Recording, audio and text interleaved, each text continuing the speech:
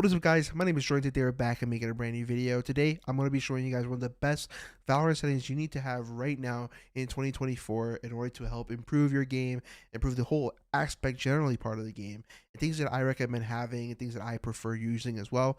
Sometimes people like to change their settings all the time, but I have been sticking to the same thing for quite some time now, and it works for me. Maybe it might work for you, but there are some things that I'm going to be showing you guys you need to have turned on in order to help overall your gaming experience pretty much. When it comes to sensitivity, everything's all personal preference, so I really won't go off by that. But the one more important thing that you need to turn on is raw input buffer. I've noticed the improvement in my aim while having this on. It does have the ability to kind of help smooth your aim out while you're playing the game. So if you have a super light, definitely turn it on. If you have one of those Razer mouses, definitely turn it on. Higher end mouse, definitely you should turn this on. It's kind of enabling like whatever mouse input delay you might have, or I forgot what it really does, but I just know that this does wonders when you have it on. When it comes to the mini map, I have it on rotate. I've been playing Call of Duty for quite some time, so it's pretty much my known thing that I do. Most people have it on fixed. I don't. It's just that's personal preference for me. I always keep the player centered as well, and my mini map size is 1.2 and 1.88 on like everything that I see. And then obviously show map region names kind of helps to get proper callouts when you don't have it. I know you should always have this on. I don't know why I have it off, but you should always have this on.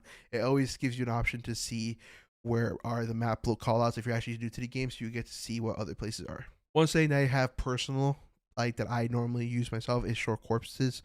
I have that off.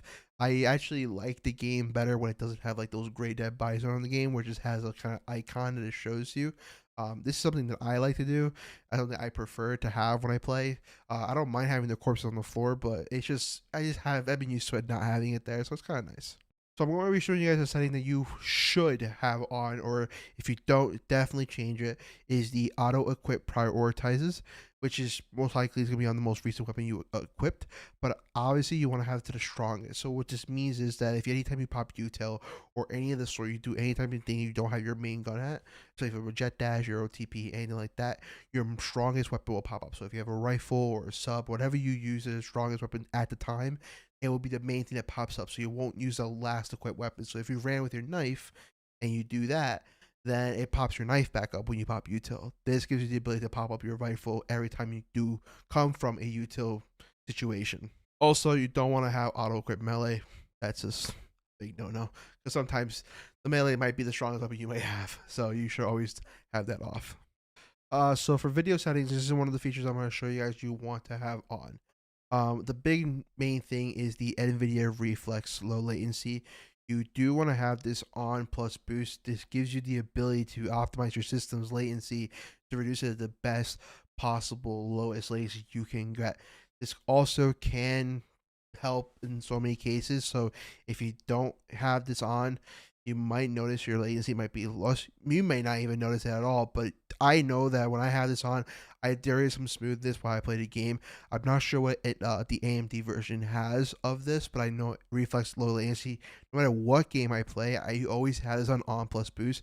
You're going to notice like a few milliseconds faster your game will perform.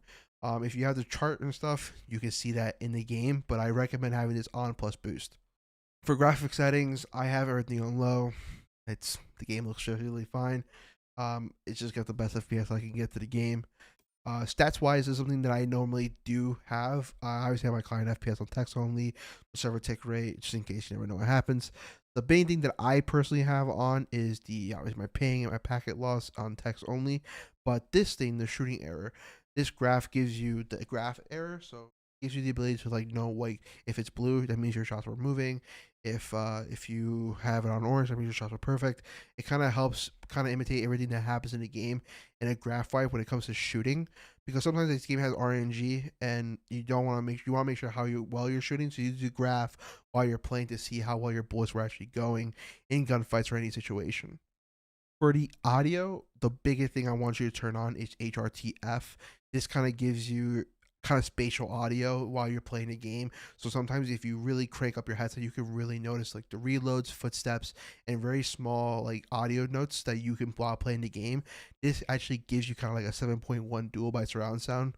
Kind of enables everything to be like, I don't know, more toned for all the little audio bits. So having this on, you can really notice the crazy footsteps and all the kind of other things that happen in the game. So that's one thing I do recommend doing.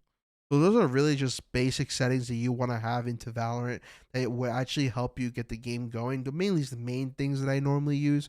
So if you have any questions or anything you want to learn, or even have other settings that are really good that you want to put into, definitely put them down in the comments below. We'll definitely read them and share with everybody. But those are my personal settings that I have, things that I recommend having for people.